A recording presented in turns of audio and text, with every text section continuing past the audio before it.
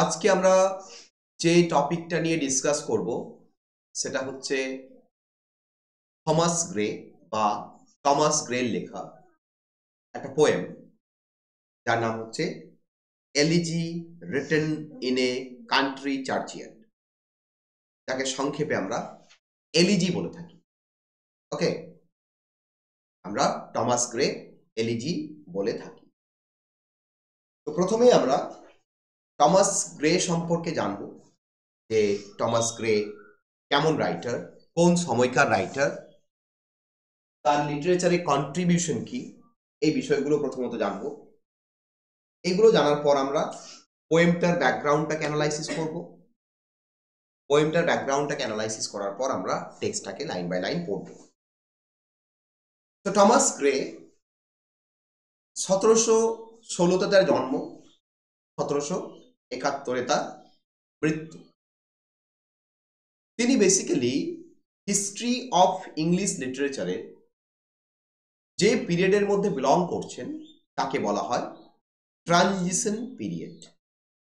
এবং আমরা জানি ট্রানজিশন পিরিয়ড 1735 বা 1740 থেকে 1790 এই যে টাইম পিরিয়ডটা এর মধ্যে রয়েছে। অর্থাৎ টমাস গ্রে একজন 18th সেঞ্চুরি রাইটার। কোন century writer? 18th century writer. 1701 থেকে 1800 এটা হচ্ছে 18th century. 18th সেঞ্চুরির first half যেটা, সেটাকে নিও ক্লাসিক্যাল পিরিয়ড বলা হয়। আর 18th সেঞ্চুরির যেটা সেকেন্ড হাফ, সেটাকে বলা হয় কি বাবা? Transition period. ফার্স্ট হাফ মানে কোনটা? প্রথম অর্ধেক, অর্থাৎ 1701 থেকে 1750, অর্ধেক হয়ে গেল। 1751 থেকে মোটামুটি 1800 এই যে সালটা, এটা সেকেন্ড হাফ।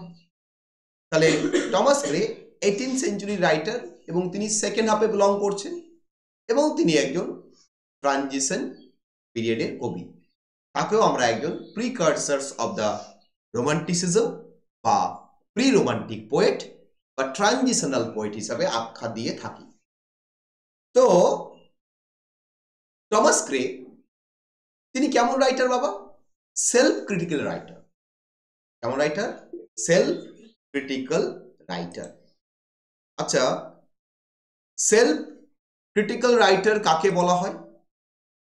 তাহলে সেলফ ক্রিটিক্যাল রাইটার, এবং তিনি মাত্র 13টা কবিতা লিখেছেন তার সারা লাইফ জুড়ে। ভাবো, এই লোকটা 13টা কবিতা লিখেছে কিন্তু এতটা পপুলার, এবং সবচেয়ে পপুলার তার আজকের যে কবিতাটা আমরা পড়বো সেটার জন্য, এলিজির জন্য। ইভেন এটার উপর একটা প্রশ্নও আসে অনেক সময়, যে write a note on the popularity of Gray's elegy. Thomas গ্রের এলিজি কেন এত পপুলার, তার উপর একটা নোট লেখো। বুঝতে পেরেছো তো?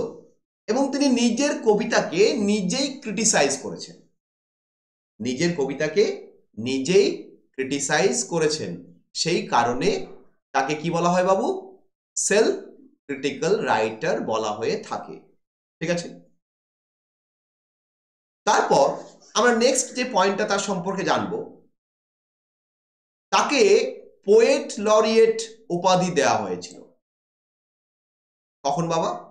1757। কিন্তু তিনি এই যে পদটা, এই যে সম্মানটা, সেটাকে ডিক্লাইন করেছিলেন। এনার আগে পোয়েট লরিয়েট কে ছিলেন? কলি কিবার। কলি কিবার বলে একজন রাইটার ছিলেন। তিনি ছিলেন টমাস গ্রের আগে একজন পোয়েট লরিয়েট। কলি কিবারের মৃত্যুর পর টমাস গ্রেকে সেই অফারটা দেওয়া হয় যে আপনাকে ইংল্যান্ডের পোয়েট লরিয়েট করা হলো, কিন্তু তিনি সেটাকে রিজেক্ট করেন। পোয়েট লরিয়েট কি বাবা? একটা উপাধি বা একটা সম্মান। ঠিক আছে, একটা উপাধি বা একটা সম্মান, যেটা কেন দেওয়া হয়? দেখো, ইংল্যান্ডের রাজতন্ত্র, সেই রাজতন্ত্রের রাজার আন্ডারে একজন সভা কবি থাকে, তাই না? তো এই রাজতন্ত্রের তরফ থেকে ইংল্যান্ডে এই পোয়েট লরিয়েটশিপ দেওয়া হতো, এবং সেটা বিভিন্ন পোয়েটকে বিভিন্ন সময় দেওয়া হয়েছে। এই পোয়েট লরিয়েটশিপ কখন চালু হয়েছিল? রেস্টোরেশন পিরিয়ড থেকে। কোন পিরিয়ড থেকে চালু হয়েছিল? রেস্টোরেশন পিরিয়ড থেকে। এবং জন ড্রাইডেনকে প্রথম পোয়েট লরিয়েটশিপ দেওয়া হয়। অর্থাৎ জন ড্রাইডেন হচ্ছেন ইংলিশ লিটারেচারে প্রথম পোয়েট লরিয়েট। ওকে, তাহলে টমাস গ্রেকেও 1757-তে পোয়েট লরিয়েটশিপ দেওয়া হয়, কিন্তু তিনি সেটা ডিক্লাইন করে দেন। ওকে, টমাস গ্রে পার্টিকুলার যে গ্রুপটার সাথে বিলং করতেন, তিনি তো transitional poet, pre romantic poet. এছাড়াও তাদের একটা গ্রুপ ছিল, সেই গ্রুপটাকে বলা হতো grey beard school of poetry বা চার্চিয়ার্ড পোয়েটস।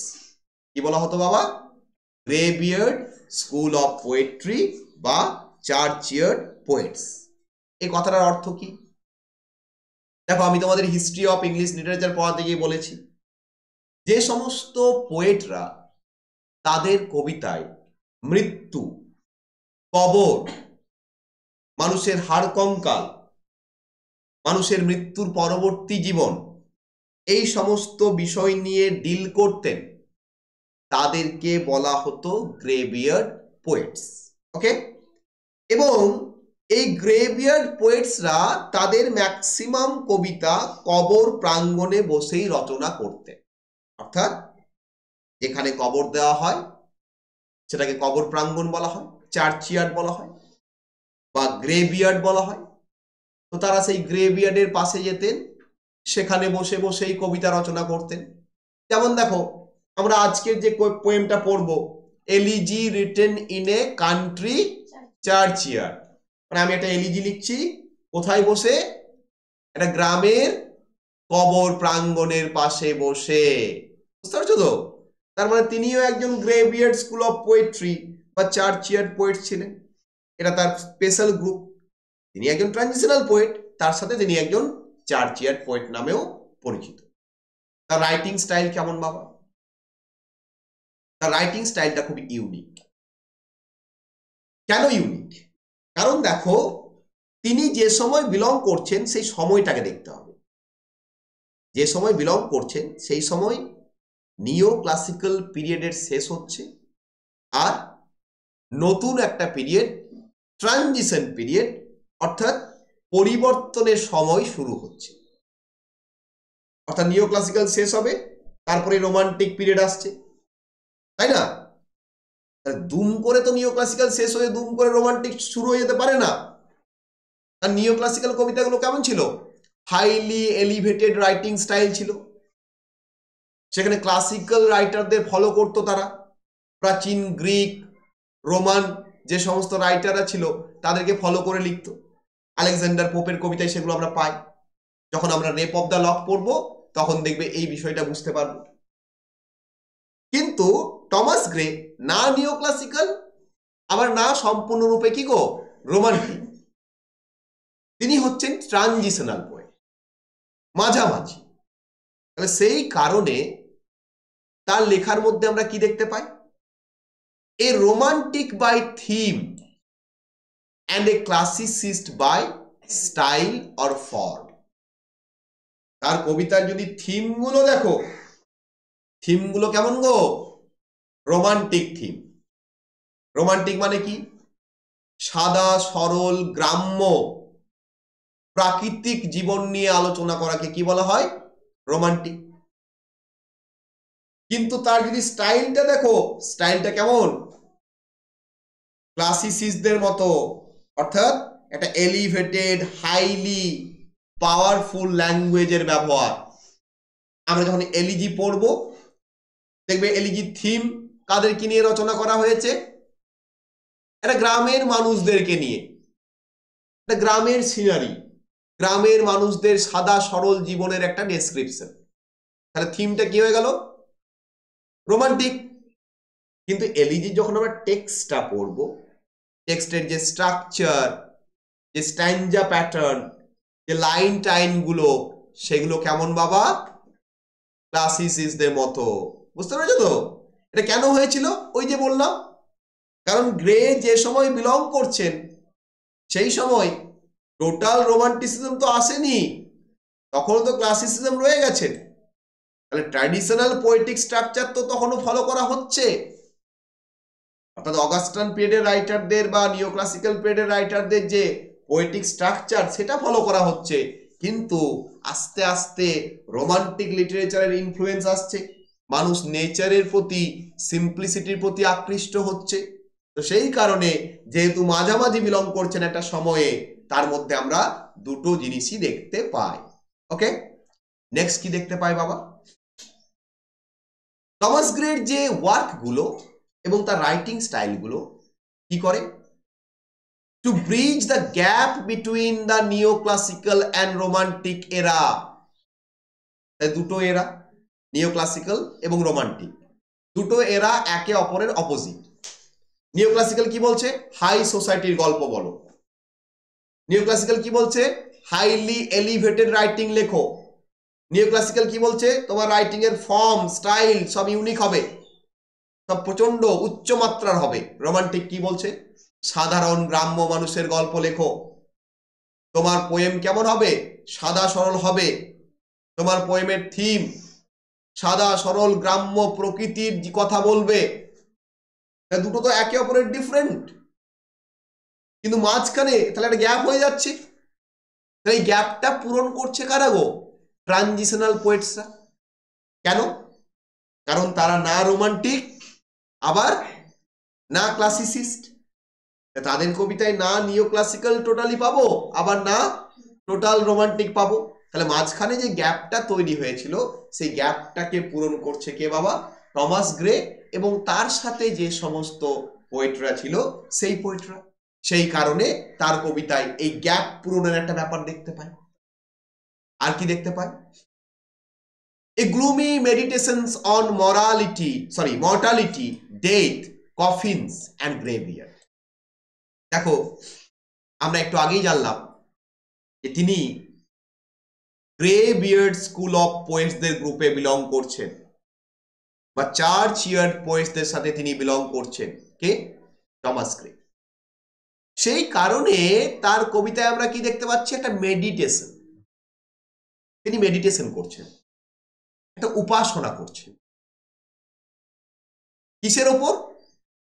মর্টালিটি মানে মৃত্যু,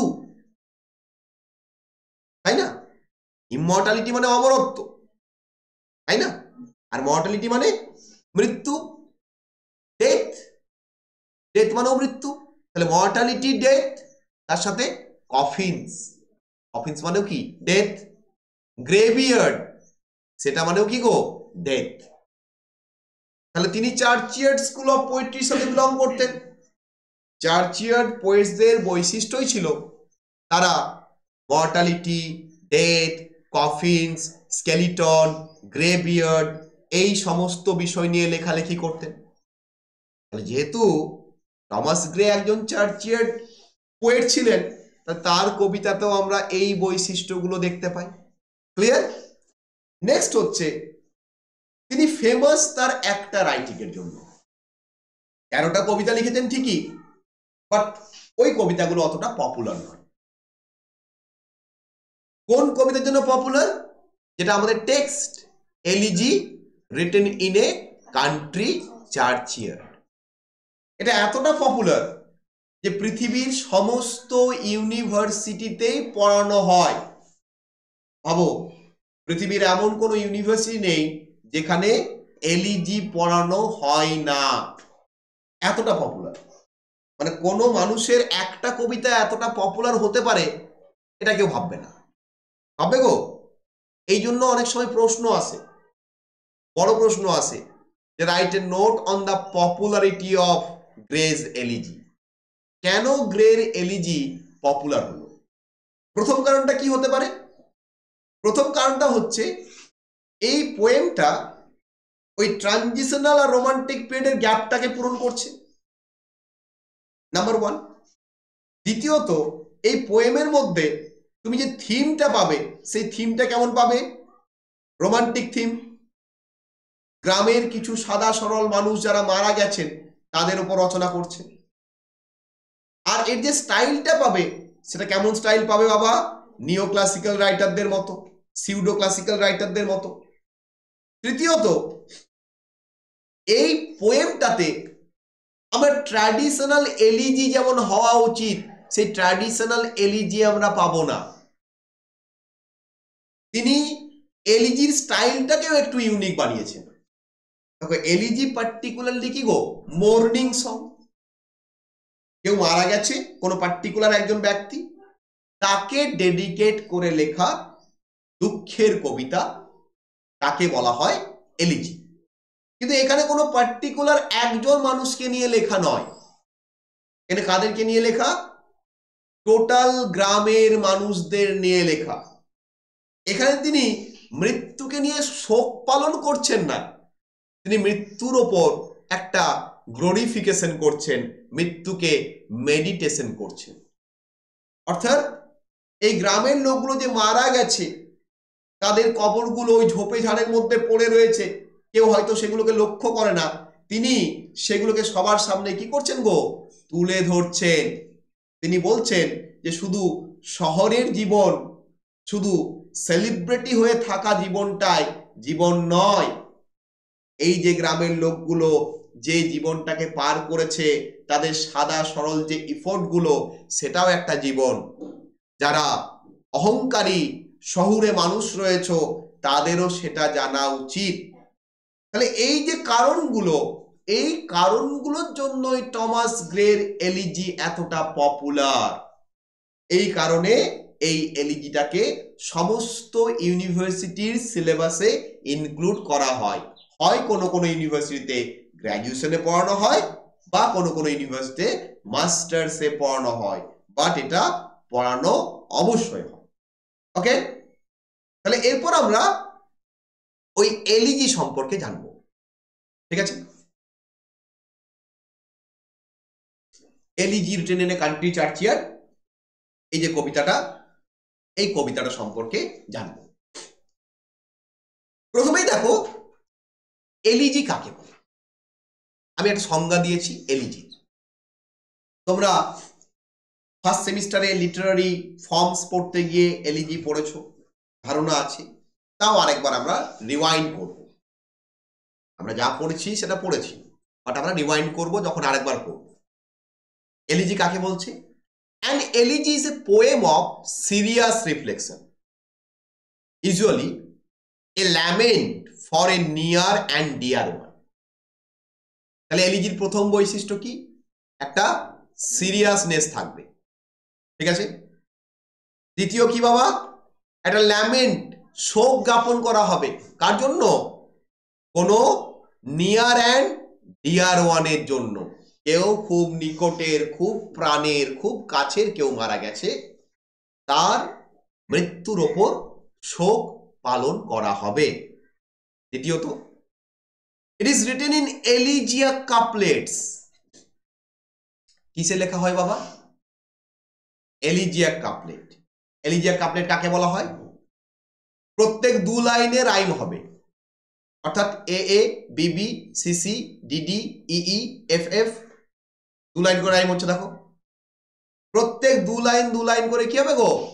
রাইম হবে। তাকে এলিজিয়াক কাপলেট বলা হয়। and covering a wide range of subject matter. এলিজির মধ্যে কি থাকবে? মৃত্যুটাই থাকবে না, মৃত্যুর সাথে আরো অনেক বৃহৎ কিছু থিম থাকবে। কেমন কেমন? Death, love, war. মৃত্যু, ভালোবাসা, তার সাথে যুদ্ধও থাকতে পারে, কারণ যুদ্ধ হলেই মৃত্যু ঘটবে। ভালোবাসাতেও বিচ্ছেদ ঘটতে পারে, কেউ মারা যেতে পারে, তাই না? তাহলে শুধু যে ল্যামেন্টেশন করছে না। The standard features of elegy include, এলিজির যে স্ট্যান্ডার্ড ফিচার, অর্থাৎ পার্টিকুলারলি যেগুলো স্ট্যান্ডার্ড এলিজি হবে, তার মধ্যে কি থাকবে? An invocation. প্রথমে একটা ইনভোকেশন থাকবে। ইনভোকেশন মানে প্রার্থনা। আমাদের কবি বা রাইটার কাউকে একজনকে প্রার্থনা করবে, সেটা কোনো দেবতা হতে পারে, কোনো দেবী হতে পারে, কোনো বন্ধু হতে পারে, আরো কেউ হতে পারে, তাকে প্রার্থনা করা হবে, ইনভোক করা হবে, তাকে ডাকা হবে। 2 নম্বর কি থাকবে? মোর্নার্স। মোর্নার্স মানে কি বাবা? যারা কান্নাকাটি করে তাদেরকে কি বলা হয়? মোর্নার্স। তাহলে প্রথমে প্রার্থনা করা হলো, 2 নম্বরে কি থাকবে? কিছু মোর্নার্স, যারা শোক পালন করছে সেরকম মানুষ। 3 নম্বরে কি থাকবে বাবা? ফ্লাওয়ার্স, ফুল থাকবে, অর্থাৎ নেচার থাকবে। 4 নম্বরে কি থাকবে বাবা? শেফার্ডস। শেফার্ডস মানে রাখাল বালক, রাখাল বালিকা, শেফার্ডস এবং শেফার্ডেস, তাদেরকে দেখাতে হবে, তবে যেই সেটা স্ট্যান্ডার্ড এলিজি হয়। তবে যেই সেটা কি হয় বাবু? Standard elegy. তোমরা যদি অ্যালফ্রেড লর্ড টেনিসনের ইন মেমোরিয়াম পড়ো বা জন মিল্টনের লেখা লিসিডাস পড়ো, ওগুলো স্ট্যান্ডার্ড এলিজি। কেমন এলিজি? স্ট্যান্ডার্ড। এখানে টোটাল এই যে আমি বৈশিষ্ট্যগুলো বললাম, seriousness, lamentation, death, love, war, একটা ইনভোকেশন, মোর্নার্স, ফ্লাওয়ার্স, শেফার্ডস, সব কিছু পাবে। বাট গ্রের এলিজিটা স্ট্যান্ডার্ড এলিজি নয়। গ্রে নাম দিয়েছেন elegy written in a country churchyard, but it is not the traditional elegy.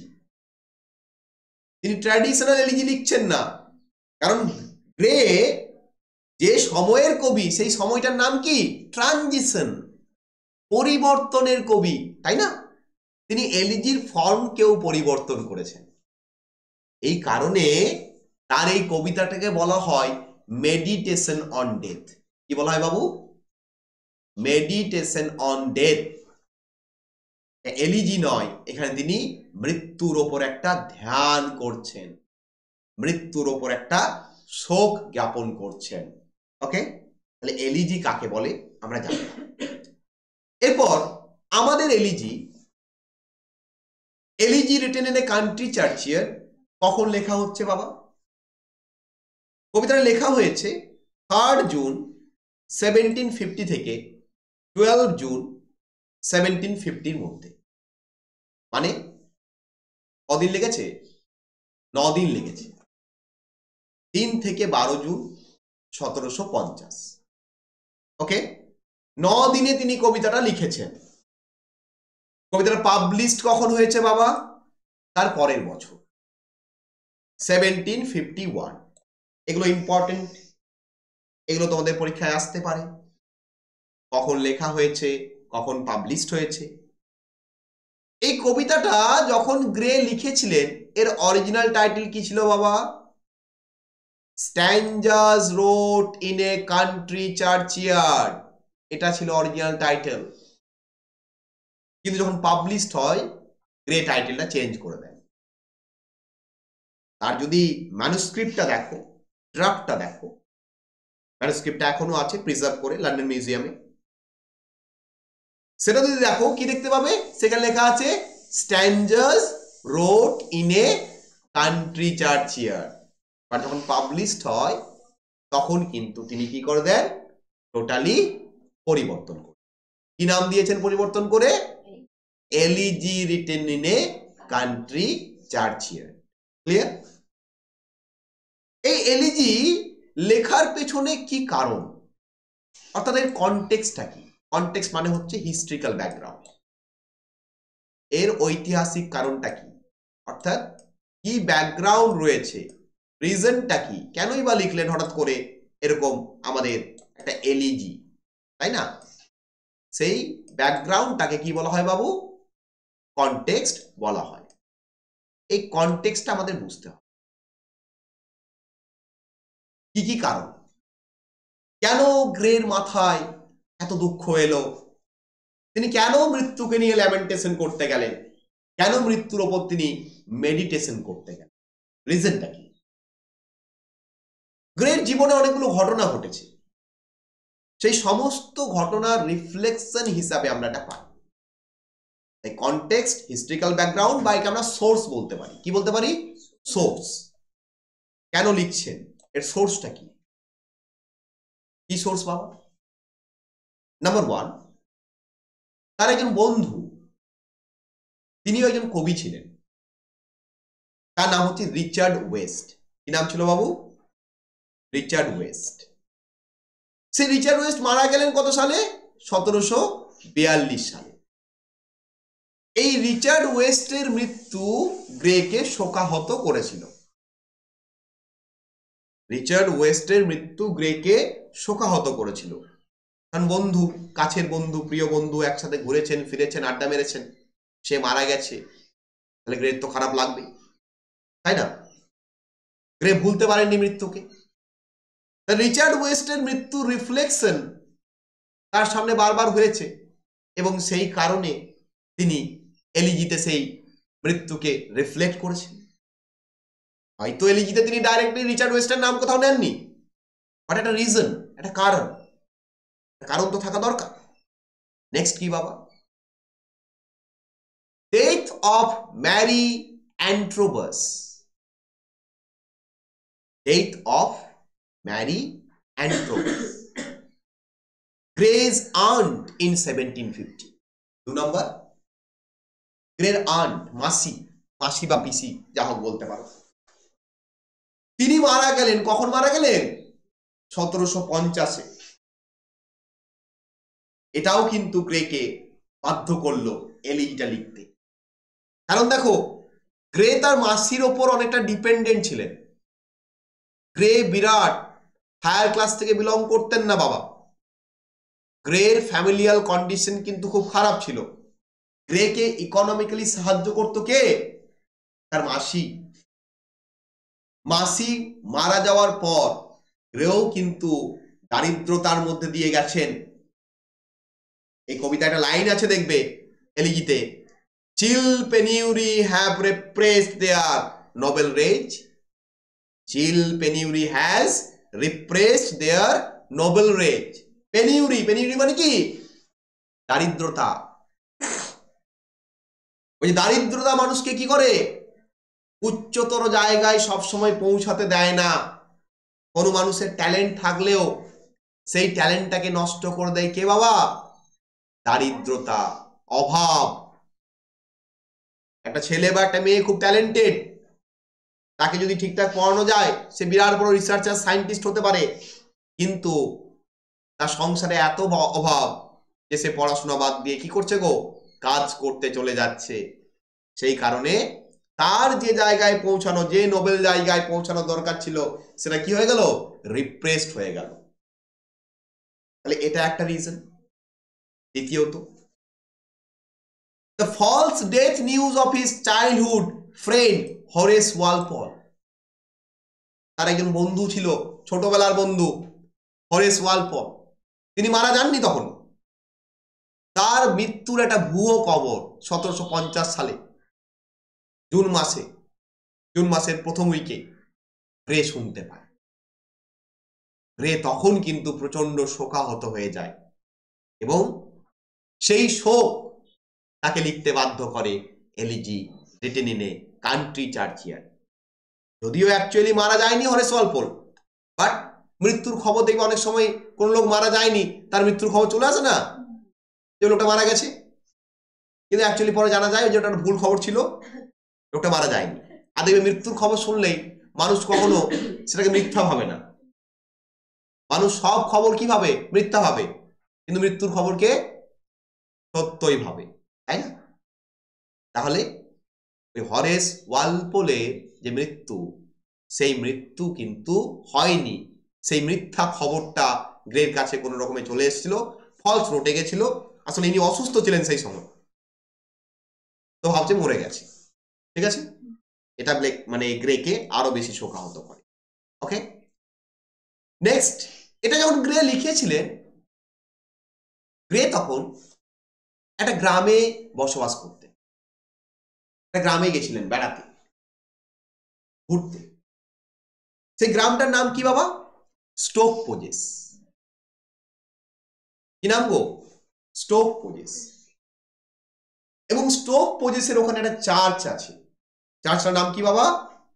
Church of Saint Giles. এই যে কবিতাটা লেখা হয়েছে elegy written in a country churchyard, এখানে কান্ট্রি মানে কোন গ্রামের কথা বলা হচ্ছে? Stroke poses. আর চার্চিয়ার্ড, কোন চার্চিয়ার্ডের কথা বলা হচ্ছে?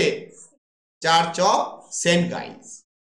ওই চার্চ অফ সেন্ট গাইলসে বসে বসে ওই স্টোক পোজেস গ্রামের কথা তিনি লিখেছেন। কোথায় বাবু? Elegy written in a country চার্চিয়ার্ডে।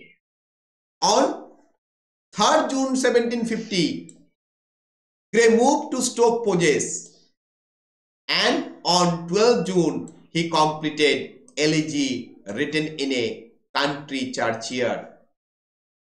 Immediately he included the poem in a letter he sent to Walpole, এবং তিনি তৎক্ষণাৎ সেই চিঠিটা,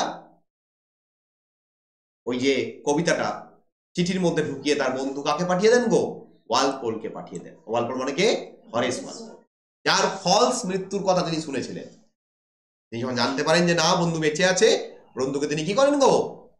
প্রথম কবিতাটা বন্ধুকেই পাঠান। তাহলে দেখো কবিতাটা কোন জায়গায় লেখা হয়েছে বুঝতেই পারছো। গ্রে একটা গ্রামে গেছিলেন, গ্রামটার নাম কি? Stoke Poges. সেই স্টোক পোজেস গ্রামের সাদা সরল মানুষগুলোর যে সাদা সরল জীবন, এবং তারা আজকে সবাই মারা গেছে, ম্যাক্সিমাম লোক মারা গেছে, যারা বয়স্ক লোক তারা এই কবর প্রাঙ্গণে শুয়ে আছে। সেই কবর প্রাঙ্গণে দাঁড়িয়ে গ্রে তাদের মৃত্যুর ওপর রিফ্লেকশন করছেন, তাদের মৃত্যুর ওপর মেডিটেশন করছেন, এবং তিনি শহরের ঔদ্ধত্যশালী অহংকারী মানুষদের বোঝাচ্ছেন যে তুমি যতই অহংকার করো, all but leads to the grave. তোমার যতই অহংকার, যতই আত্মসম্মান, যতই ধন দৌলত, যতই রূপ, যতই সৌন্দর্য যাই থাকুক, সব গিয়ে কোথায় শেষ হবে গো? তোমার কবরে শেষ হবে বা শ্মশানে শেষ হবে, তাই না? একটা কবিতা আছে, বাংলা কবিতা, খুব সুন্দর, 2-4টে লাইন আমি তোমাদের পড়ে শোনাচ্ছি। সেখানে বলছে যে যাবো তো শুধু এইটুকু, বাড়ি থেকে শ্মশান, আরো একটু দেরি করলে হয় না? আরো 1 কাপ চা, আরো 2টো সিগারেট, আরো একটু দেরি করলে হয় না? আমাদের আলটিমেট জার্নিটা কোথায় বাবু? শ্মশান বা কবর, সেখানে গিয়ে শেষ হতে হবে আমাদের। আমরা পৃথিবীতে দেরি করার চেষ্টা করি, পৃথিবীতে একটা মোহময় জায়গা, আমরা চাই যে আর একটু দেরি করি। আর 1 কাপ চা, ওটা একটা মেটাফোর, আর একটা সিগারেট, এগুলো মেটাফোর। এগুলোর মাধ্যমে কি আমরা বিভিন্ন বাহানা খুঁজি যে না আরো 10 বছর বাঁচলে ভালো হতো। সবাই তো বাঁচতেই খুঁজি, কেউ মরতে খুঁজি কি? তাহলে আমরা সবাই থাকতে খুঁজি। আলটিমেটলি কোথায় যেতে হবে? কবরে। সে দেখবে পুরনো গান আছে একটা, পরীক্ষিত বালা, যাবি যেদিন শ্মশান ঘাটে বাঁশের দোলায় চড়ে, তাই না? গানটা খুব সুন্দর। সেখানে কি বলছে যে তোর ঘর বাড়ি, পালঙ্ক, সোনা দানা সব পড়ে থাকবে, তাই না?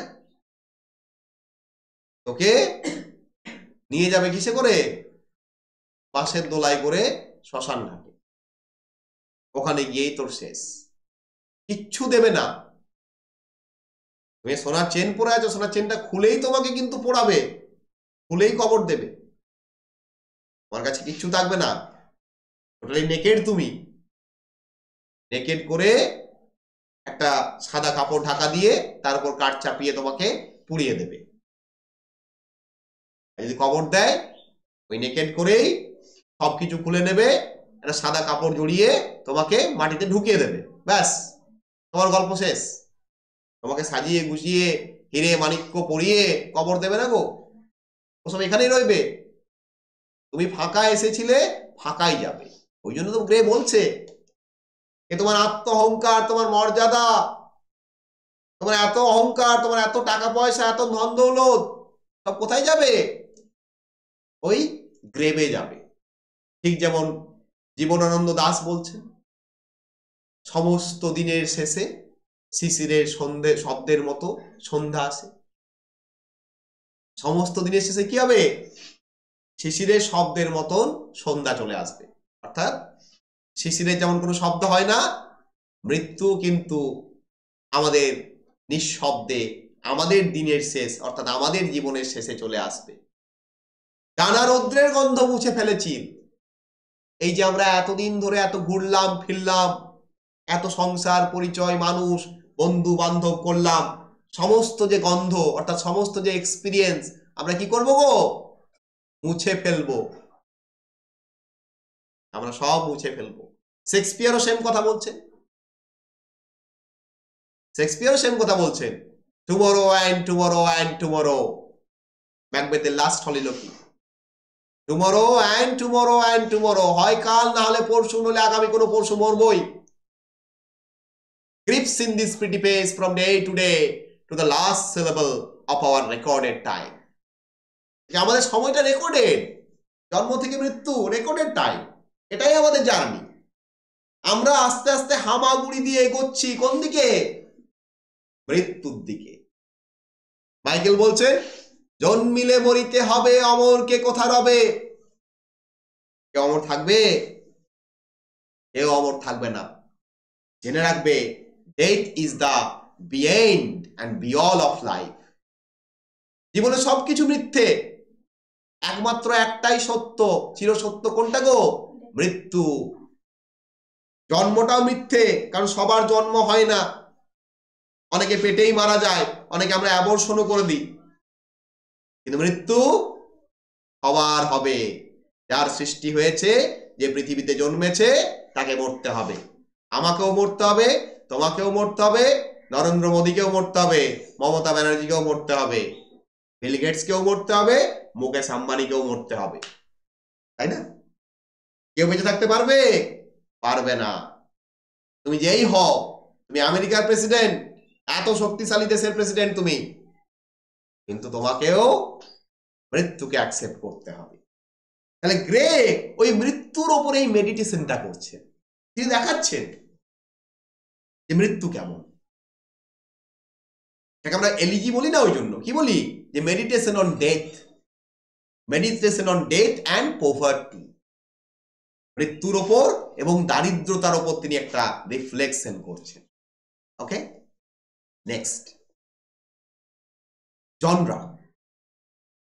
জনরা মানে কোন টাইপের কবিতা? আমরা একটু আগেই সেটাকে নিয়ে আলোচনা করছিলাম।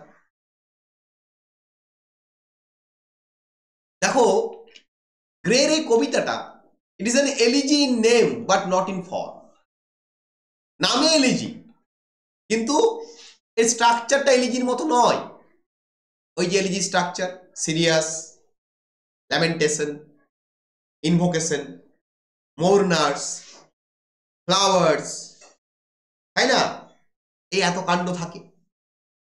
এই ফর্মটাকে ফলো করেননি কে গো? গ্রে। শুধু নাম দিয়েছে elegy written in a country churchyard. বুঝতে পেরেছ? এই কবিতাটাকে আমরা বেসিক্যালি বলতে পারি এটা ওড। কি গো? একটা ওড। এটা একটা ওড। ওড কাকে বলে? ডেডিকেটরি পোয়েম, রিফ্লেক্টরি পোয়েম, যেখানে কবিতার নিজের পার্সোনাল ফিলিংসকে শেয়ার করবেন। ওর তো সেইগুলোই। ওর হচ্ছে কাউকে একজনকে ডেডিকেট করব, কোনো একটা বিষয়কে বা কোনো একটা বস্তুকে বা কোনো একটা মানুষকে, এবং সেই বিষয়টাকে ডেডিকেট করে সেটা সম্পর্কে আমি আমার নিজস্ব অনুভূতিগুলো কি করব? প্রকাশ করব। তাকে কি বলা হয়? ওড বলা হয়। তাহলে এখানেও দেখো, গ্রে কি করছে? তার নিজের পার্সোনাল ফিলিং গুলো প্রকাশ করছে। কাকে ডেডিকেট করেছে গো? মৃত্যুকে এবং দারিদ্রতাকে। এই কারণে আমরা বলতে পারি যে it is a meditation on death বা রিমেম্ব্রেন্স আফটার ডেথ। মৃত্যুর পর গ্রে রিমেম্বার করছে কাদেরকে? ওই গ্রামের ভিলেজারগুলোকে। গ্রে বলছে, here lies Milton, here lies Oliver Cromwell, here lies Hampden. কবিতা বলছে দেখবে যে এখানেও হয়তো মিল্টনের মতো কোনো কবি ঘুমোচ্ছে। সে মিল্টন হতে পারেনি। কেন পারেনি? পভার্টি তাকে হতে দেয়নি। এখানেও হয়তো হ্যামডেনের মতো বিখ্যাত নেতা ঘুমোচ্ছে, অলিভার ক্রমওয়েলের মতো বিখ্যাত বিদ্রোহী ঘুমোচ্ছে, কিন্তু তারা হতে পারেনি। কেন হতে পারেনি? পভার্টি। কারণ chill penury has repress their noble rage. দারিদ্রতা তাদের নবিলিটিকে কি করেছে? চাপা দিয়ে দিয়েছে। তারপর কে বলছে ভালোই হয়েছে, but they are guiltless of their country's blood. খুব সুন্দর কথা বলছি। সবাই এরা যদি অলিভার ক্রমওয়েল হতো, তাহলে অলিভার ক্রমওয়েল কি করেছিল গো? গৃহযুদ্ধ, সিভিল ওয়ার, কত মারামারি খুনোখুনি হয়েছে ভাবো। তাহলে অলিভার ক্রমওয়েল তো গিল্টি পারসন, একজন অপরাধী। ভালো হয়েছে, এই লোকগুলো কিন্তু গিল্টলেস, অর্থাৎ এদের কোনো অপরাধ নেই, এরা বিনা অপরাধ বোধে ঘুমোচ্ছে। তারপর একটা লাইন আছে,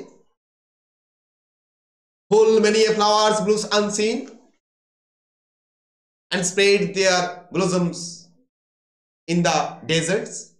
একটা লাইন আছে দেখি, বলছে এমন অনেক ফুলই ফোটে ঝোপে ঝাড়ে জঙ্গলে মরুভূমিতে, যেগুলো মানুষের গোচরে আসে না, এবং তাদের সৌন্দর্য তারা ওই ফাঁকাতেই বিলিয়ে দেয়।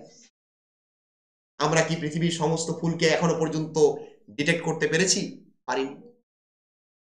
আমরা গোলাপটাকেই ভাবি সুন্দর ফুল, তাই না?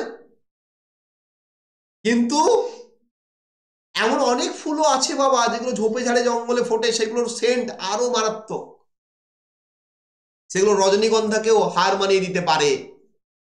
কিন্তু তারা কি পায়নি গো? তারা প্রতিষ্ঠা পায়নি, তারা ওই ঝোপে ঝাড়ে বেরিয়ে যাচ্ছে। দেখবে গুরু দক্ষিণা সিনেমা একটা গান আছে, ফুল তো ফোটে হাজারো হাজার, দেবতার পায়ে স্থান পায়, কি একটা আছে, বেশ লাইনটা ভুলে গেছি আমি। হাজার হাজার ফুল ফোটে তো, কিন্তু ঈশ্বরকে সব ফুল তো দেওয়া হয় না। দেওয়া হয় কি? সব ফুলে কি পুজো হয়? পুজো হয় না, একটা সিলেক্টেড ফুল আছে। তাহলে এটাই বলছে যে সবার লাকটা সেরকম নয়। এই লোকগুলো হয়তো আনলাকি, এদের মধ্যে যে ট্যালেন্ট ছিল না সেটা কিন্তু নয়, they are much more talented, but তারা সুযোগ, সন্ধান, অভাব এর কারণে কি হয়েছে গো? পিছিয়ে রয়ে গেছে। এই কারণে কবিতাটা কি বলছি বাবু? রিমেম্ব্রেন্স আফটার ডেথ। রে কি করছে? রিমেম্বার করছে। কাদের ওপর? ওই যে মানুষগুলোর ওপর যারা মারা গেছে, তাদের মৃত্যুর ওপর তিনি একটা রিমেম্ব্রেন্স করছেন। ক্লিয়ার? নেক্সট কি বলছে দেখো। এই পোয়েমটা একটা কনভেনশনাল যে ক্লাসিক্যাল জনরা অফ থিওক্রেটিয়ান এলিজি সেটা নয়। এলিজিটাকে কে আবিষ্কার করেছিল? থিওক্রেটাস। থিওক্রেটাস একজন ক্লাসিক্যাল রাইটার, গ্রিক রাইটার। তিনি এলিজির ফর্মটাকে আবিষ্কার করেছিলেন, ওই জন্য বলা হচ্ছে থিওক্রেটিয়ান এলিজি। কিন্তু এটা ক্লাসিক্যাল ওই জনরাকে ফলো করছে না, কারণ এলিজিতে কি করা হয়? একজন পার্টিকুলার লোকের জন্য দুঃখ করা হয়, তাই না? Lamentation for near or dear one. কিন্তু এলিজি শুধুমাত্র একজনের জন্য তো দুঃখ প্রকাশ করছেন না, টোটাল ওই গ্রামের মানুষের জন্য। তাহলে এটা টোটালি যে ক্লাসিক্যাল এলিজি তাকেও ফলো করছে না। The use of elegy is related to the poem relying on the concept of lacrimae rerum. তার মানে কি? A disquiet regarding the human condition. অর্থাৎ রে এলিজি টার্মটা কেন ব্যবহার করেছেন? ক্লে বোঝাতে চাইছেন মানুষের যে কন্ডিশন, অর্থাৎ গ্রামের মানুষগুলোর যে দারিদ্রতার কন্ডিশন, তাদের সেই দারিদ্রতার কন্ডিশনটা খুবই দুঃখপূর্ণ, সেই জায়গাটাকে বোঝানোর জন্য গ্রে এলিজি টার্মটাকে ইউজ করেছেন। The poem lacks many standard features of elegy. এবং এই কবিতায় এলিজি স্ট্যান্ডার্ড ফিচারও নেই। এখানে কোনো ইনভোকেশনও নেই, কোনো মর্নার্স নেই, কোনো ফ্লাওয়ার্স নেই, কোনো সেফার্সও নেই। বাট কবিতাটা এলিজি কেন?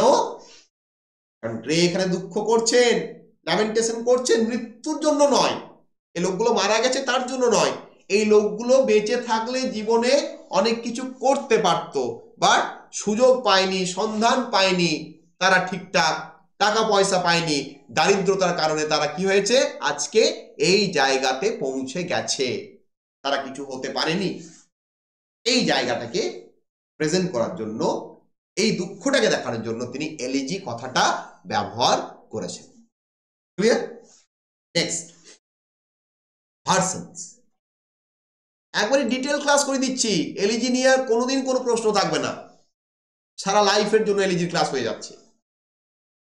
এই কবিতার দুটো ভার্সন আছে বাবা। একটা ভার্সন কি, স্ট্যাঞ্জাস রোট ইন এ কান্ট্রি চার্চিয়ার, আর একটা কি বাবা, elegy written in a country churchyard. আমরা জানি প্রথম টাইটেলটা কি ছিল, স্ট্যাঞ্জাস রোট ইন এ কান্ট্রি চার্চিয়ার, আর 2 নম্বরটা elegy written in a country churchyard. প্রথমটা কি বাবা, এই যে প্রথম যেটা স্ট্যাঞ্জাস রোট ইন এ কান্ট্রি চার্চিয়ার, সেটা কি, সেখানে একটা স্টোইক রেসপন্স দেখতে পাচ্ছি, অর্থাৎ philosophy of personal virtue to death, অর্থাৎ গ্রে মৃত্যুর প্রতি একটা পার্সোনাল ফিলিং দেখাচ্ছে। প্রথমটা যেটা তিনি প্রথমে লিখেছিলেন, খসড়া বানিয়েছিলেন, কিন্তু ওটাকে পাবলিশ করেননি, কিন্তু যেটাকে পাবলিশ করেছেন, যেটা ফাইনাল ভার্সন পাবলিশ করেছেন, কোনটাকে, elegy written in a country churchyard. দেখবে কবিরা কবিতা লিখে কবিতার আওয়াজ পরিবর্তন করে, জানো তো, রবি ঠাকুরের কবিতাগুলো দেখবে, রবি ঠাকুর দেখবে কত কাটাকাটি করতেন, কত কাটাকাটিগুলোকে আবার ডিজাইন করে দেন তিনি, তাই না? তিনি যেগুলো কাটতেন সেগুলো আবার কি করে দিতেন, তিনি ডিজাইন করে ছবি বানিয়ে দিতেন, তার ম্যানুস্ক্রিপ্ট দেখবে ইন্টারনেটে অ্যাভেলেবল, দেখতে পাবো। তো গ্রেও লিখেছেন প্রথমে স্ট্যাঞ্জা রোট ইন এ কান্ট্রি চার্চিয়ার, তার মনে হয়েছে যে না এখানে পরিবর্তন করা দরকার, এখানে পরিবর্তন করা দরকার, পরিবর্তন করে তিনি যে ফাইনাল ভার্সনটা বানিয়েছেন, সেখানে কি দেখতে পাচ্ছি, তার পার্সোনাল রেসপন্সের সাথে সাথে তিনি নতুন একটা জিনিস অ্যাড করছেন। সেই জিনিসটা কি বাবা, এপিট্যাপ। তিনি এপিট্যাপ অ্যাড করছেন, সেখানে ন্যারেটর তিনি যে মৃত্যুকে ভয় পান না, তিনিও যে মৃত্যুকে মেনে নিয়েছেন, সেই জায়গাটাকে তিনি কিন্তু দেখাচ্ছেন, তিনি রিপ্রেস করেছেন মৃত্যু ভয়টাকে। আমরা প্রত্যেকেই তো মৃত্যুকে ভয় পাই, তাই না? আমরা প্রত্যেকেই তো মৃত্যুকে ভয় পাই, কিন্তু আমাদের কি হওয়া উচিত, মৃত্যুঞ্জয় হওয়া উচিত। মৃত্যুকে ভয় পেয়ে কি হবে, মৃত্যুকে ভয় পেয়ে তো লাভ নেই। তাহলে এপিট্যাপ কি বাবা, এপিট্যাপ হচ্ছে, আমি তোমাদের আগে ছবি এঁকে দেখাই এপিট্যাপ কি, তাহলে বুঝতে পারবে। মনে করো এই একটা কবর, এই একটা কবর, এই একটা কবর, এখানে একটা মানুষ শুয়ে আছে, ঠিক আছে, এই একটা কবর, এখানে মানুষ শুয়ে আছে, ভেতরে একটা মানুষকে শায়িত করা আছে। দেখবে কবরের যে দিকটা মাথার দিক, সেখানে একটা পাথর দেওয়া থাকে, বা একটা স্টোন বা একটা সিমেন্টের কিছু এরকম ভাবে রেজ করা থাকে। সেখানে দেখবে লোকটার নাম, কখন জন্ম, কখন মারা গেছেন, তার সম্পর্কে 1-2 লাইন কেউ ভালোবেসে লিখে দিয়েছে, সেটা খোদাই করে দেওয়া থাকে। এই যে স্মৃতিস্তম্ভ, এটাকে বলা হয় কি বাবু, এপিট্যাপ। এটা কি বলা হয়, এপিট্যাপ। তোমরা যদি কলকাতা যাও, কলকাতায় মাইকেল মধুসূদন দত্তের কবর আছে, তার কবরেও এপিট্যাপ লাগানো আছে। তার কবরে কি লাগানো আছে, এপিট্যাপ, এবং তিনি তার এপিট্যাপটা নিজেই লিখেছেন, তিনি তার এপিট্যাপটা নিজেই লিখে গেছিলেন। সেই এপিট্যাপে কি লেখা আছে গো, দাঁড়াও পথিক বর, জন্ম যদি তব বঙ্গে। তুমি বেরিয়ে যাচ্ছ পাশ দিয়ে, তোমার কি বলছে, দাঁড়াও পথিক দাঁড়াও, তোমার জন্ম যদি বাংলায় হয়ে থাকে তুমি আবার দাঁড়াও, পৃষ্ঠ ক্ষণকাল একটুখানি দাঁড়াও। জননীর কোলে এ ভূমিস্থলে যেমতি লয়ে বিরাম, কবি শ্রী শ্রী মাইকেল মধুসূদন। ওই দাঁড়াও এখানে, বলছে এখানে জননীর কোলে, মায়ের কোলে, এই মাটির তলে একজন কবি বিশ্রাম নিচ্ছেন, সে কবি কে? শ্রী শ্রী মাইকেল মধুসূদন। এটা লেখা আছে তার এপিটাফে। উনি তো খ্রিস্টান ধর্ম গ্রহণ করেছিলেন না, উনি বাংলাকে পছন্দ করতেন না, বাংলা ভাষাকে বলতেন মেছুনিদের ভাষা, language of the fisherwomen. বুঝতে পেরেছ? বাংলা একদম পছন্দ করতেন না। তিনি 8 বছর বয়স থেকে মদ পান করতে শুরু করেন, ইউরোপিয়ানদের কালচার ফলো করতে। বুঝতে পেরেছো তো?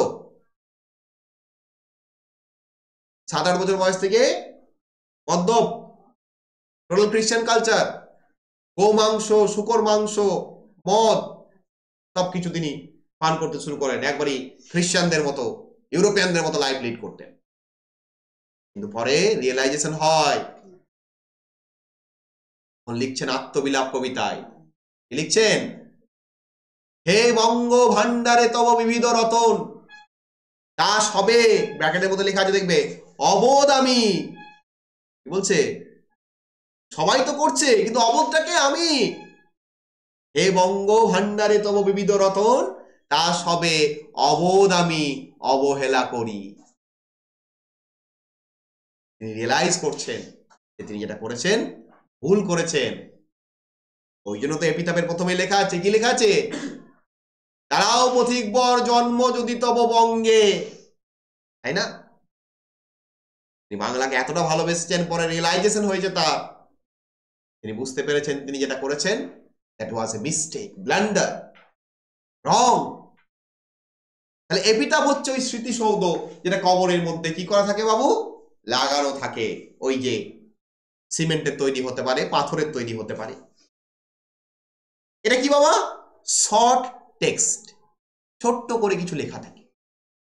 অনারিং এ ডিকিজড পারসন, যে মারা গেছে তাকে সম্মান প্রদর্শনের জন্য কি করা থাকে? ছোট্ট করে সেটা দেওয়া থাকে। Strictly speaking, it refers to text that is inscribed on a tombstone or plate. ওই যে আর টমস্টোন, এটাকে টমস্টোনই বলা হয়। কেন দেওয়া হয় টমস্টোন? মনে করো একটা কবর আছে, আমি একটা অচেনা লোক, আমি জানি না যে এটা কবরস্থান। গ্রামের কবরস্থানগুলো দেবে ঘেরা বেড়া হয় না, গ্রামের সব কবরস্থান ঘেরা বেড়া নেই, ফাঁকার মধ্যেও কবরস্থান আছে। এই যে তালিতের এখানে একটা কবরস্থান আছে দেখবে, তালিত পেরিয়ে ডান দিকে তালিতপুর যাচ্ছে, তার তালিত দিয়ে যেটা ইয়ে যায় দেখবে, এই ভাতার লাইনে ওঠা যায় যেটা, ওইটা কবরস্থান আছে, ওটা দেখবে ঘেরা বেড়া নয়। তখন মনে করো কোনো অচেনা লোক চলে গেল, তাকে তো বুঝতে হবে এখানে কবর আছে, তো কি করে? পাথর ফলক লাগিয়ে দেয়। সে পাথর ফলকগুলো দেখলে কি বুঝতে পারবে? যেখানে কবর আছে, সে সেখানে বাথরুম টাথরুম করবে না, থুতু টুতু ফেলবে না। আর যারা শুয়ে আছে তাদেরকে তো সম্মান প্রদর্শন করা উচিত আমাদের, ন্যূনতম। আমরা তো মানুষ, তাই না? তো এই কারণে টমস্টোন লাগানো হতো আগেকার দিনে। সেখানে 2-4টে কথা লিখে দেওয়া হলো যে মারা গেছে তার সম্পর্কে, তার নাম, তার জন্ম মৃত্যু, হয়তো ভালোবেসে কেউ 1-2টো কবিতা লিখে দিল। তাকে বলা হয় এপিটাফ। মাইকেল তার এপিটাফ নিজেও লিখে গেছেন, টমাস গ্রে তার এপিটাফটাও নিজে লিখে গেছেন। এখানে যে এপিটাফটা, সেটা টমাস গ্রের নিজস্ব এপিটাফ, নিজের মৃত্যুর পর তার কবরে ওটাই দেওয়া আছে। এই কবিতার স্টাইলটা কেমন বাবা? স্টাইল এবং মিটার কেমন বাবা? এই কবিতায় 4 লাইন স্ট্যাঞ্জা ইন আয়াম্বিক পেন্টামিটার, অর্থাৎ এক একটা স্ট্যাঞ্জাতে কতগুলো করে লাইন আছে গো? 4টে করে লাইন আছে। টেক্সটটা বার করে দেখবে, তোমাদের টেক্সট আমি প্রোভাইড করে দিয়েছি। এক একটা স্ট্যাঞ্জায় 4টে করে লাইন আছে, এবং প্রত্যেকটা লাইন কোন মিটারে লেখা হয়েছে বাবু? আয়াম্বিক পেন্টামিটারে লেখা হয়েছে, ঠিক আছে? এবং টোটাল কতগুলো স্ট্যাঞ্জা আছে? 32টা স্ট্যাঞ্জা আছে, এবং প্রত্যেক স্ট্যাঞ্জায় 4 লাইন। মানে বুঝতেই পারছো 120 আর 4 দুগুণে 8, 128টা। 128টা লাইন কবিতাটার মধ্যে আছে। আর এপিটাফের মধ্যে কি আছে বাবু? আরো এক্সট্রা 3টে স্ট্যাঞ্জা আছে। গুলো আয়াম্বিক পেন্টামিটারে, গুলো 4টে লাইন করে, বাট এক্সট্রা আরো কি আছে? 3টে স্ট্যাঞ্জা আছে। এবং এই যে চারটে লাইনের স্ট্যান্জা, এই স্ট্যান্জাকে কি বলা হয় বাবু? কোয়াট্রেন বলা হয়, তাই না? আমরা জানি 4 লাইনের স্ট্যান্জাকে কি বলা হয়? কোয়াট্রেন। 2 লাইনের কে অক্টেভ, সরি কাপলেট, 8 লাইন কে অক্টেভ, 6 লাইন কে সেস্টেট, তাই না? 2 লাइन के कापलेट, 6 लाइन के सेस्टेट, 8 लाइन के ऑक्टेव, 4 लाइन के क्वार्ट्रेन और 3 लाइन के ट्रिपलेट। 3 लाइन के ट्रिपलेट तो এখানে কোয়াট্রেনে লেখা 4 লাইন করে। এবং এর রাইম স্কিম কি আছে বাবু? A B A B. তাহলে দেখো এলিজিয়াক মিটারটাকেও ফলো করছে না কিন্তু গ্রে। এলিজিয়াক মিটারে কি বলা হয়েছিল? 2 লাইন করে, অর্থাৎ এ এ বিবি সিসি এইভাবে রাইম। কিন্তু গ্রে রাইম কেমন গো? এ বি রাইম পাল্টে গেছে। তাহলে এলিজিয়াক মিটারও তিনি লেখেননি, তিনি নতুন মিটার নিজের মিটারে লিখছেন।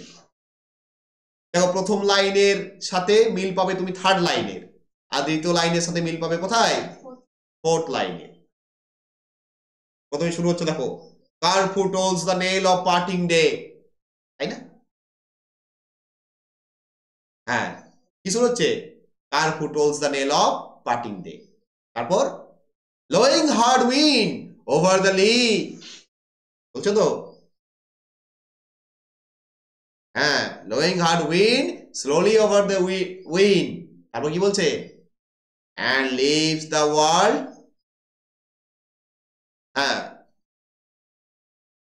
and the plowman homewards in his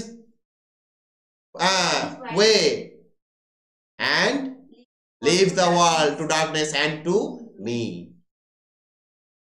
The day way মিল খেয়েছে, তাই তো? লি আর মি মিল খেয়েছে। তাহলে এটা হচ্ছে আমাদের রাইম স্কিম। নেক্সট, কবিতার থিম, কি কি বিষয়বস্তুর উপর তিনি ডিল করছেন। নাম্বার 1, মর্টালিটি, এই যে মৃত্যু চেতনা, আমরা সবাই মরব। এবং ট্রানজিয়েন্স অফ লাইফ, জীবনের ক্ষণস্থায়িত্ব। জীবন কি চিরস্থায়ী? না, জীবন কি গো? ক্ষণস্থায়ী। আর জীবনের সবচেয়ে বড় আইরনি জানো কি? আমি একটা কথা খুব পছন্দ করি, সেটা হচ্ছে we want everything permanent in a temporary life.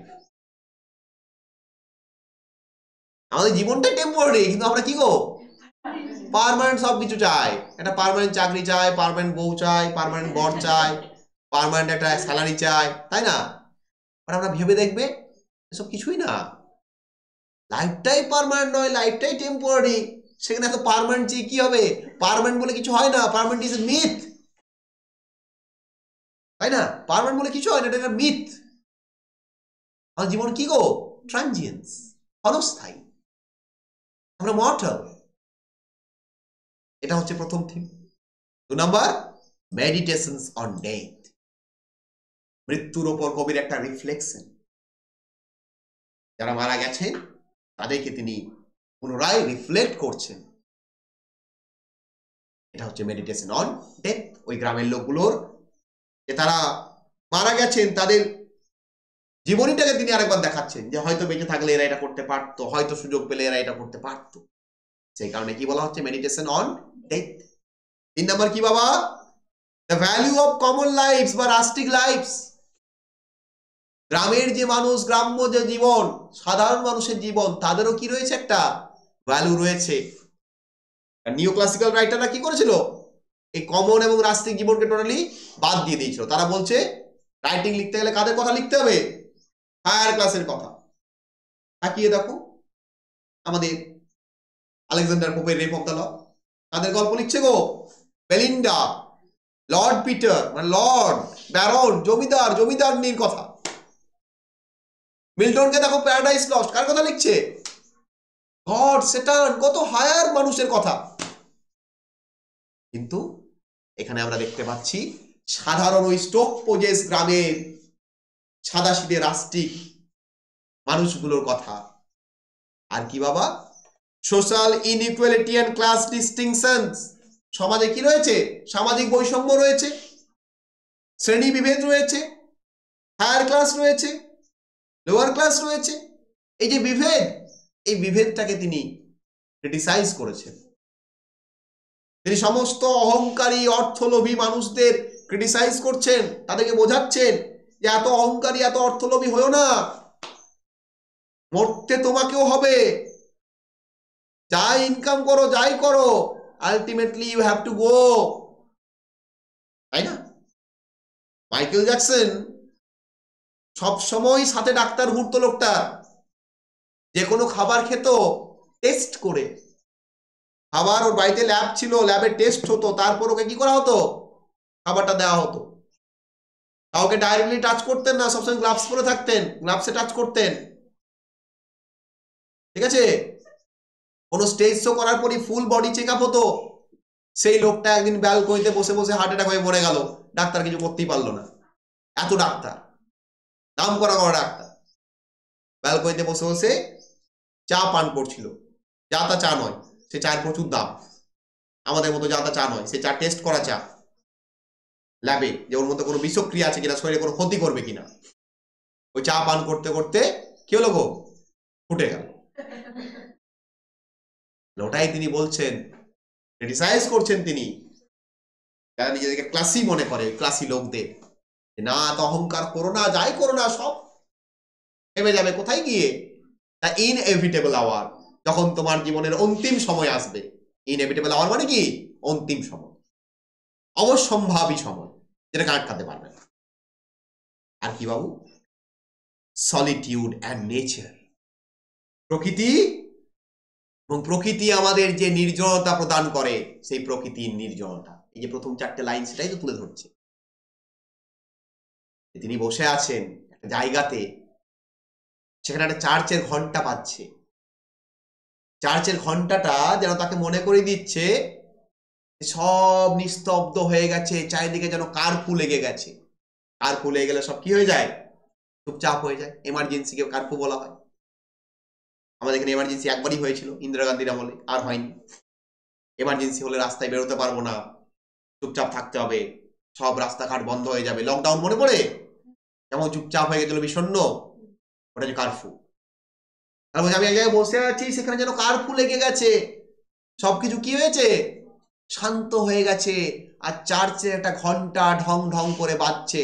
Church ঘন্টা বাজায় কখন বাজায়, সকালে একবার, সন্ধ্যা একবার, দিনের শুরুতে একবার, আর শেষে একবার। ওই চার্চের ঘন্টাটা যেন কবিকে মনে করিয়ে দিচ্ছে যে কে মারা যাচ্ছে গো, এই দিনটা মারা যাচ্ছে। কে মারা যাচ্ছে, দিন। দিন মারা গিয়ে কে আসছে, রাত্রি আসছে। তারপর কবি বলছে দূরে আমি শুনতে পাচ্ছি একদল ভেড়া আসছে। কে আসছে, একদল ভেড়ার পাল, যে একদল ভেড়ার পাল আসছে, এবং যেন তাদের সাথে একটা বাতাস বয়ে আসছে, মৃদু বাতাস। সেই মৃদু বাতাসটা ঘাস জমির ওপর দিয়ে প্রবাহিত হয়ে আমার শরীরে প্রবাহিত হচ্ছে। এবং আরো দূরে দেখতে পাচ্ছি অন্ধকার ঘনিয়ে আসছে, একটা ক্লান্ত চাষি সারাদিন মাঠে পরিশ্রম করে ক্লান্তি নিয়ে, তার ক্লান্তি ভরা পায়ে টলতে টলতে বাড়ি ফিরছে। এবং এই পরিবেশটা আস্তে আস্তে আস্তে আস্তে অন্ধকার করে আসছে, এবং সেই অন্ধকারটা যেন আমার মধ্যেও আস্তে আস্তে কি হচ্ছে গো, ছড়িয়ে যাচ্ছে। and leaves the world darkness and to me। দেখো কত সুন্দর সলিটিউড, একাকিত্বতা, কত সুন্দর নেচারের ডিসক্রিপশন, তাই না? আমরা দেখতে পাই থিম হিসাবে এগুলো। নেক্সট হচ্ছে 10 নম্বর পয়েন্ট, যেটা আমি বারবার আলোচনা করেছি, যেটা কেন পপুলার। এডমান্ড গুজ একজন ক্রিটিক, তার নাম কি, এডমান্ড গুজ, একজন রিসার্চার, একজন ক্রিটিক, একজন স্কলার। তিনি 1882 বলছেন যে কেন এটা পপুলার। তিনি কি বলছেন, it is curious to reflect upon the modest and careless mode in which that poem was first circulated, which was destined to enjoy and to retain a higher reputation in literature than any other English poems, perhaps than any other poem of the world written between Milton and Wordsworth। বলছে এই কবিতাটার যে simplicity, যে carelessness, যে এতটা popular, এতটা মানুষের ভালো লেগেছে যে মিল্টন আর ওয়ার্ডসওয়ার্থের মাঝখানে কোনো কবি নেই যে এতটা পপুলারিটি গেইন করেছে। মিল্টন লাস্ট প্যারাডাইস লস্ট লিখে পপুলারিটি গেইন করেছে, আর ওয়ার্ডসওয়ার্থ তো বিরাট পপুলার। তার মাঝখানে কোনো কবি নেই, একমাত্র কে আছে গো? Thomas grey. কেন? তিনি কিউরিয়াস রিফ্লেকশন অফ লাইফ দেখিয়েছেন, তিনি দেখিয়েছেন কেয়ারলেস মোডে। তিনি কবিতাটা কেয়ারফুলি লেখেননি, তার মাথায় যা এসেছে ওই চার চেয়ারে বসে বসে ওই অন্ধকারে তিনি বসে আছেন সন্ধ্যেবেলায়। ভাবো, তিনি লিখছেন যখন কবিতাটা, কখন বসে আছেন তিনি? সন্ধ্যেবেলায়। কোথায় বসে আছেন? ওই কবরস্থানে। আস্তে আস্তে সবকিছু অন্ধকার হচ্ছে, তিনি ওই দৃশ্যটাকে দেখছেন, আর তিনি কি করছেন গো? লিখে যাচ্ছেন। যা দেখেছেন তাই লিখেছেন, একবারে একটা ডাইরেক্ট ডেসক্রিপশন আমরা দেখতে পাই। এরমান ঘোষ বলছেন সেই কারণে এতটা popular, the popularity of the poet. Okay, তাহলে দেখো আমরা টোটাল যে ইন্ট্রোডাকশন টমাস গ্রে এবং তার elegy written in a country churchyard সেটা কমপ্লিট করলাম। আমরা নেক্সট ক্লাসে দেখব যে গ্রে কিভাবে ওই মানুষগুলোর জীবনটাকে নিয়ে রিফ্লেক্ট করছেন, তিনি কিভাবে মৃত্যুর ওপর মেডিটেশন করছেন, কিভাবে তিনি একটা সোসাইটাল ক্রিটিসিজম তৈরি করেছেন। ওকে, তাহলে আজকের ক্লাস আমি এখানেই শেষ করছি।